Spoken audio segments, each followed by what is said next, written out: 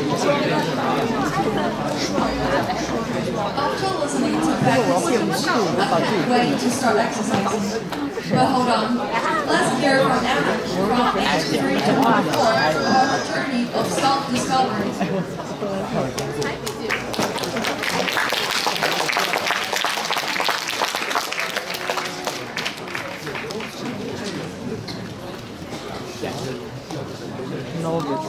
In the city of Athens, Greece, there's a temple of Apollo with the inscription, "Know thyself, curved on the stone." Before I was 14, I thought that this word was just cliche.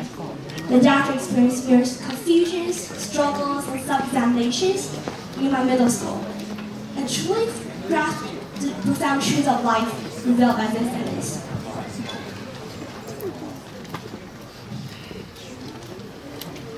Growing up in a tolerant, free, and relaxed family, I was never subjected to the exam-oriented education in my elementary school. So it offers me with a confidence and relaxed childhood, which made me eternally fulfilled and happy. However, everything changed when I entered middle school.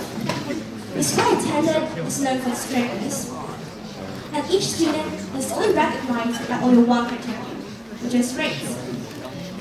This made me feel internally felt pretty high pressured, and sometimes I would even burst into tears on eating at home, and I felt extremely lonely at school, and wondering why I came out into such a place. However, on my 40th birthday, my mom took me to the seaside, and we had a heart-to-heart communication. She told me that I was 14 now, and it's time for me to realize who I am, to recognize myself, so that I can be brave enough to change what I need to change, truly identify and understand my value and meaning of life. At that time, being a child, I cannot understand the meaning of the sentence.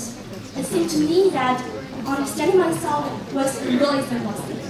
I knew my own characteristics and preferences, and I also know the outside perception of well. What is that knowing myself?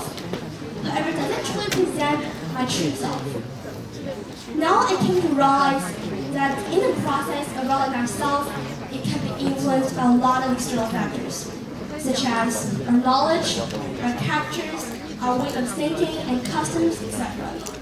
All of these I can say we can shape our view of self, but they're always not equivalent to our true self. So, after that day, I began to conduct an ongoing self-exploration using awareness, reflection, and self-love to discover what I truly want and desire, trust, and feel sad about deep inside. For example, I've always had great passion for British culture ever since I was a child. However, as I explored more different things, I came to realize that I also have a great passion for cultures of Italy, France, Germany, and the US, which actually means that I have a great passion for cultures that are rich, diverse, and humanistic.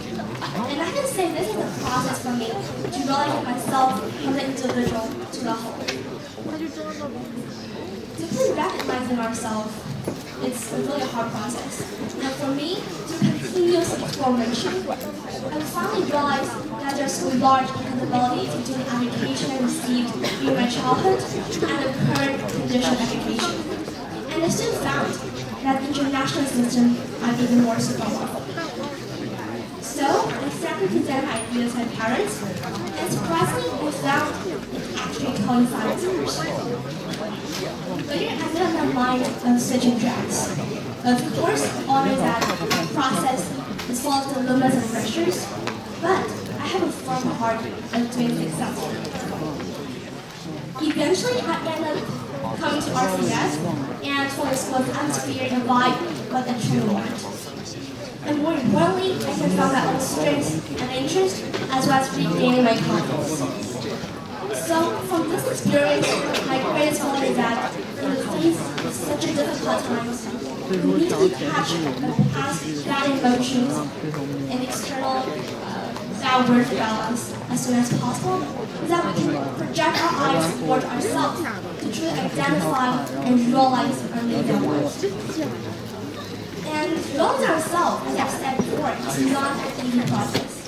And it's not only an exploration of our personalities and interests, but also an excavation of our deepest values and life needs. Like an iceberg, the part above the iceberg are explosive qualities such as our knowledge and skills, while the part below the iceberg are implicit qualities such as our self-awareness, values, motivations, and clearly, as we recognize ourselves, we should pay more attention to the part below the iceberg, so that we can try to identify what we need and find progress incentives. So, what type of factors or how many factors we wish to recognize? Of course, I want to say that the answer might be infinite, but I'm here to talk about a few factors that are important and clear aspects of realizing ourselves. First of all, take note. What are your natural and recurring patterns of thinking, behaviors, and actions? Second, core values. What are the values and things that matters most to you in your life? Third, deep passion. What are the passions that cannot be extinguished by any external forces for you? Fourth, thinking boundaries. So, what are the invisible assumptions that you had about people and situations that always come back to your mind about your thinking or actions and so on? Fifth, life vision. What is the meaning of life, do you think? What matters most, and what life do you want to have in the future? Sixth, mission. To understand, you need to understand what's your fundamental reason of existing in this world. What's your purpose of existing here? So, I'd like to say that knowing yourself is an endless and a cap concept. So, it's really hard. And its essence is to find a stable and dominant characters so that you can find a clear meridian of self and always be aware of what we want and care about. This is not only just exploring what we need, but also we can further and think what are the values that will matter most. So that in the future, no matter how we interact with society, no matter how our micro values may change, our perception of ourselves is always clear and stable.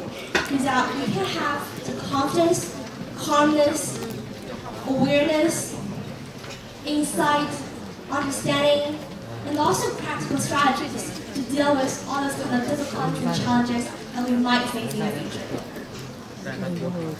So, last, I will say that to better understand yourself, you really need to pay more attention to our inner self and never be haunted by past experience and emotions. Everyone should forge ahead. We should always keep moving forward and not build our mental boundaries and build up some limitations. So nothing can prevent us from moving forward and achieving realizing ourselves. And last, I would say that all of these bad experiences and emotions that we look back in the past are actually gifts packed in ugly packaging. Thank you.